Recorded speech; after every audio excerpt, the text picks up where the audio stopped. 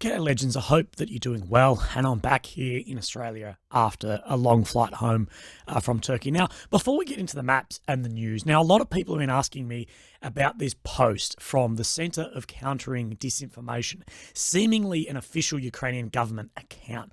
Although these days on Twitter, I actually don't know what the hell a blue tick actually means these days.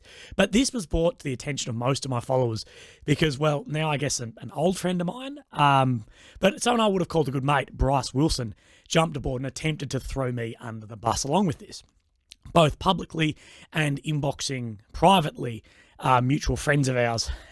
And, you know, whatever, I've seen it. Someone, and this is someone I considered a good mate of mine. And I want to say that I've got absolutely no beef between him and I, at least my way, there's not.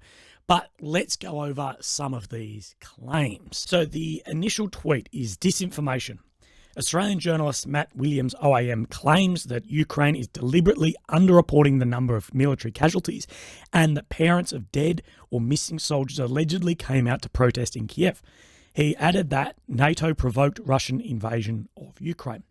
And then they responded to their own thing. I'm not really sure how Twitter works, but his statements are in line with Russian propaganda narratives aimed at discrediting Ukraine's military efforts and justifying Russia's illegal aggression against Ukraine. Hashtag infoterror, being, I guess, information terrorism, which I think is a very large claim to have against a journalist. Now let's break this down. So claim number one, the underreporting of casualties. To be honest, I didn't even think this was much of a point of contention because, well, no official figures are released. So I guess not reporting is the equivalent of underreporting, although everyone I speak to says that the estimates are far underreported. But I will say Russia also doesn't report their casualties, and they greatly underreport what they do of their own killed. We know these numbers are all over the place and the variability is massive. You know, let's take, for example, this article. This is a little bit dated, but Mikhailo Podolyak, an advisor to Ukrainian President Volodymyr Zelensky, said between 10 and 13,000 troops had died. At the same time, the most senior US General, Mark Milley, said around 100,000 Russians and 100,000 Ukrainian soldiers had been killed or wounded since the start of the war. And as you'll see, these figures are very different, and we're seeing a lot of different figures coming out. I also state constantly that no one will know the figure until after the war. And even then, it may be an estimate. There are a number of reasons countries underreport casualties, from public support to morale. Okay, look, claim number two, parents of dead or missing came out to protest in Kiev. Well, I was sent a video with signs saying, "Where are our defenders and return the bodies," as you can see. And let's watch this video together. So this video came out. This is on Maidan Square, and I will show you in a second. So you can see here in the beginning, return the bodies of our heroes. And as the video goes on, we start seeing the 24th Brigade became the first to defend the motherland. Where are the defenders of the 24th who have gone missing or been captured? And I was sent this, and then I wanted to double check that. I was like, I just want to make sure that I'm right, that this isn't some sort of propaganda. And as you'll see here from Google Maps, this is in Maidan Square in Ukraine, and we can line the buildings up and you can see from there. So this is what I got sent. And this was approximately a month ago, which fits the snow on the ground. It would fit the weather at the time. And this is the location. Okay, claim number three. NATO provoked a Russian attack. Provoke doesn't mean justify. And if you've watched my stuff, I've never justified or even attempted to justify. And if you've watched anything I do, 100%, I've never justified this conflict. And I wholly hold Russia accountable for an invasion on an independent state, of which I'll always say Ukraine and everyone from state level through to individuals all around the world, everyone has the right to self-defense, whether it's at a pub or in a war. This provocation has been documented well over a number of years, not just in the last 12 months of this war. It's mainly been NATO continually moving east against agreements with the Russian state. Now, I personally believe it's every state's own decision to join these alliances, and I have absolutely no issue with states wanting to join these alliances. And I believe, at least in my opinion, it is incorrect to say that over the past, say, 30 years, there hasn't been any provocation, especially with NATO moving in moving east through Europe. And see, this medal, that medal here, that's a NATO medal. I was a soldier on NATO missions. I'm very pro-NATO, but I'm anti-bullshit. And this provocation has been well documented and by so many news outlets and widely accepted throughout the community, backed up particularly because of America's interest in their military-industrial complex. NATO needs an enemy, and Russia and its exploits have given a good, solid reason for this treaty to exist. Without Russia and the ongoing threat, NATO wouldn't have to exist. And Russia's invasion of Ukraine since 2014 clearly shows why countries want to join, as we've seen recently with Finland and Sweden, and also Ukraine currently.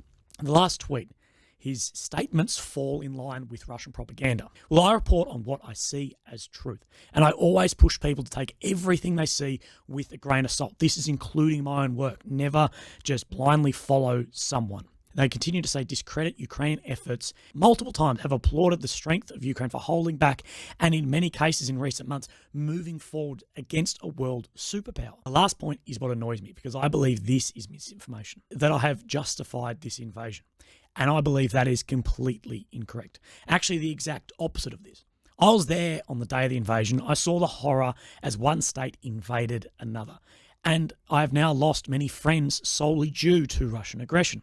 That said, reporting truthfully in this war needs to include things you may not like hearing. But I think that this was a bit over the top and wrong. And to be honest, some of the comments against me and threats are concerning at best. And so now my brain tumor might have some competitors as to what kills me first. Now, that's my rant done. Let's jump into the maps and have a look at what's going on. And I've had some information only just come through in the past 20 minutes from one of my friends on the ground. But as always, we're zoomed out on the map here to show what is going on. So a bit of an outlay. We have Ukraine here, the capital of Kyiv, Romania, Poland, Belarus, Russia. The red areas is ground taken by the Russians since the 24th of February, and the more maroony purple is area taken by Russia in their annexations in 2014. So we're going to zoom in, as always, on where the most fierce fighting is currently happening in Bakhmut. Now, today is the 20th of February, and what we're really going to do is start having a push back on these dates and forward and have a look at how things are going. But one of my good mates on the ground says the boys did a hell of a job. They pushed back Wagner yesterday. They're giving everything. And what he was referring to was pushing Wagner off this group, Wagner group, the Russian group, off this southern road into Bakhmut. Now, if we go back a few days, we will see that this map stood right up onto this road, almost all the way up, depending on the map. Some were, straight up over it. But he was saying in the last couple of days that they have pushed further into the south here, and that they're giving it everything they've got and pushing Wagner Group back. Now, videos are coming in of Wagner in these regions as well, complaining about ammo shortage.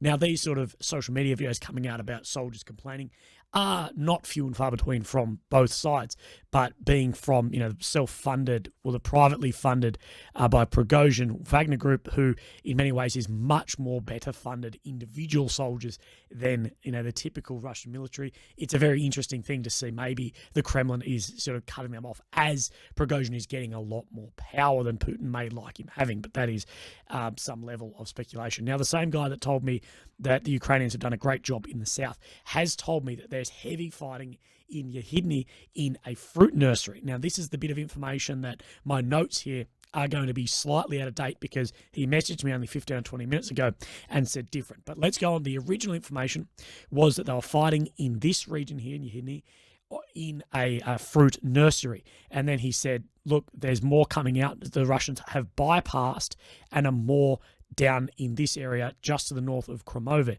So I'm not particularly sure where that is lying, but he did say that they have bypassed whatever nursery in here. But that doesn't show on the maps, and that is purely my speculation. Now, we're on the live UA maps, and what we have seen in the past few days is Russia make some advance in these city blocks? So let's have a look. We're back on, because these were, 4 blocks in, 5 blocks in for a couple of weeks, but only in the past 17, 18, 19, 20, we've seen them move. Let's go 1, 2, 3, maybe 4 further blocks into the city, into this street-on-street fighting. Now, let's have a look at how this is reflected across a couple of other maps. So we've got the live UA maps, and as I always say, the live UA maps is the most conservative towards any Russian gain, although sometimes does show some very interesting bits and pieces. But it is the most heavily used, so that's why we always bring that up. So this map is not showing this. So we're saying that on the deep state, if we look at this sort of V crossing the road, that the Russians are in line with this down on these city blocks. So that would be in this region here, which is definitely not being reflected on this map, which I can't say which one is true or not, but this is why you need to be careful of these, because if you were, and as you should never use any map like this for navigating anything like that, but this does show a significant difference. Let's have a look on the ISW map, and this is showing very similar. So it's showing, let's say, 3 or 4 blocks in on the claimed, but a 1, 2, 3, 4, 5, 6, 7, 8 blocks in the center one here. So it's showing right in here, which is very similar as well on the, on the ISW map. Let's show where it shows in Yehidny. So it's showing claimed Russian control almost all the way in, so near Berkivka to just the south. Let's have a look on this one. So this Berkivka, Yehidny here. So it's more saying that they're right in here on the ISW. Let's look at deep state, if we can just zoom out a little bit. So this is claimed control and assessed control. And then let's have a look on the Russian map as well. So Yehidny, Berkivka. So it's actually a very similar picture to a lot of these other maps. If I can bring these up side by side, that would be very helpful for all of us.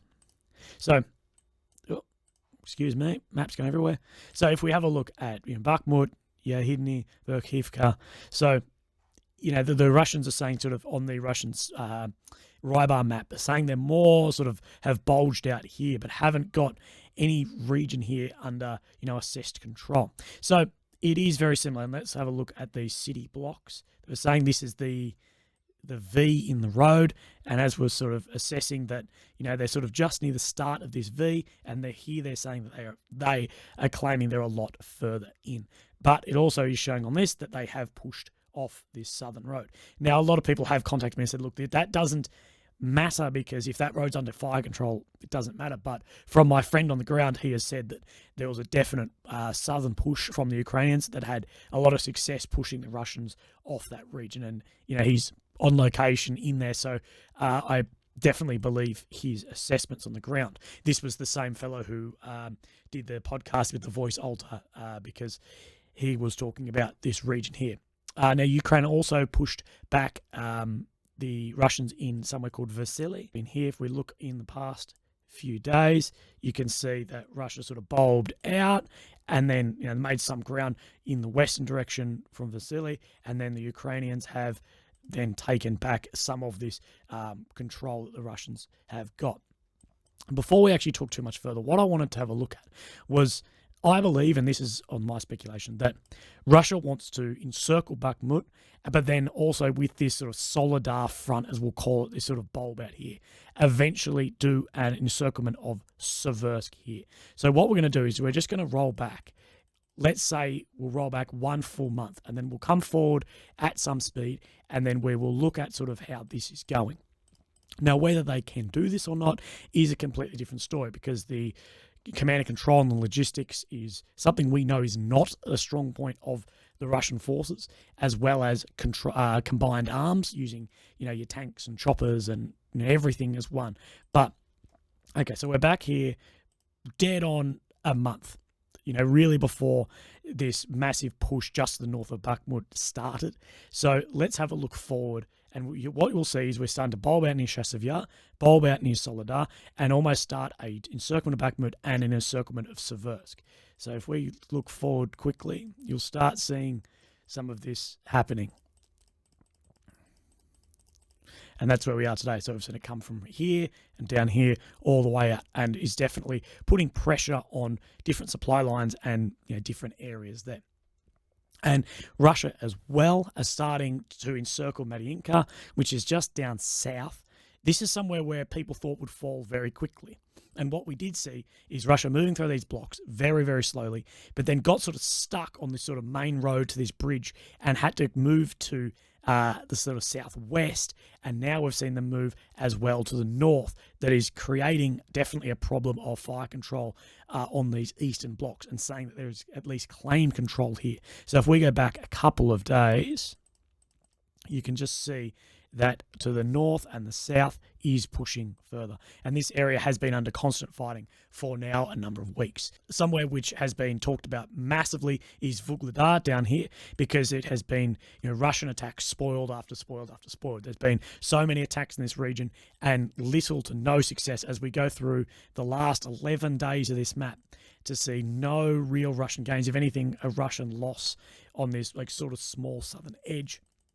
Although they're claiming to be up to this road in Vuhledar, we have seen so much footage come out of Russian convoys, armoured infantry getting absolutely obliterated in this area. It's been, if anything, it's been a bit of a bloody massacre here for the Russians in this region. So there's been many attempts, and as we've talked about previously, there's a railroad in here that connects with Donetsk that is needed if they need to do a sort of northern push on the assault on the offensive that people has think is started or maybe about to start. So let's just have a look at the situation down in Vuhledar from the live UA map. And as you can see, it doesn't show claimed control, but where the Russians are saying they're sort of in this, let's say this is like a crop field, it's not showing it here. It would be more like in here. And on the ISW map,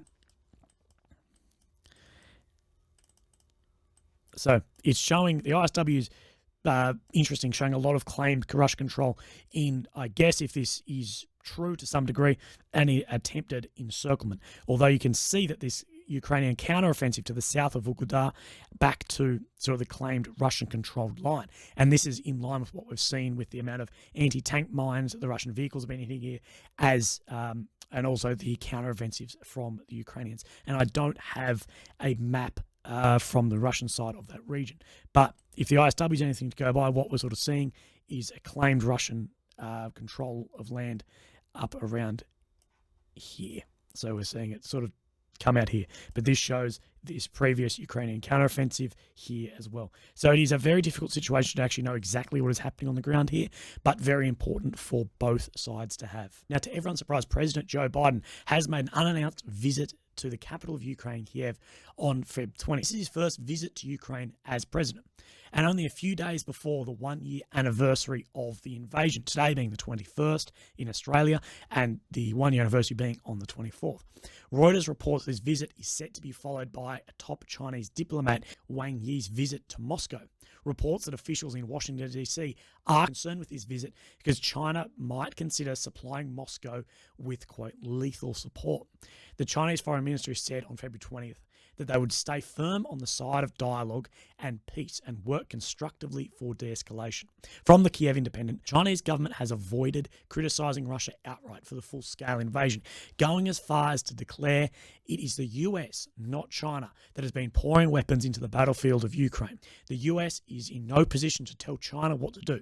China will never accept US finger-pointing or coercion in China-Russian relations. Air raid signs were audible during the time between Zelensky and Biden, where Biden announced and pledged another $500 million in aid to consist of military equipment such as javelins, howitzers, and artillery ammunition. Biden says, and I will share that later on this weekend, we will announce additional sanctions against elites and companies that are trying to evade or backfill Russia's war machine. La Repubblica reported on February 20 that Italy is prepared to send up to 5 fighter jets to Ukraine if other Western allies start doing so. And this is sounding a lot like Germany with the tanks. Is one country sort of persuading others in before an announcement. As we saw with Germany, is we'll supply them if someone else does, and then it sort of escalated to getting Leopards and Challengers and Abrams. But I do believe that we will see a fighter jet announcement for Ukraine, and according to the article, Italy does not want to be the first ally to send fighter jets for, quote, for political reasons. Well, legends, that's me for today. Thank you so much, and thank you for your ongoing support. Look after yourselves, and I'll speak to you soon. Okay, bye-bye.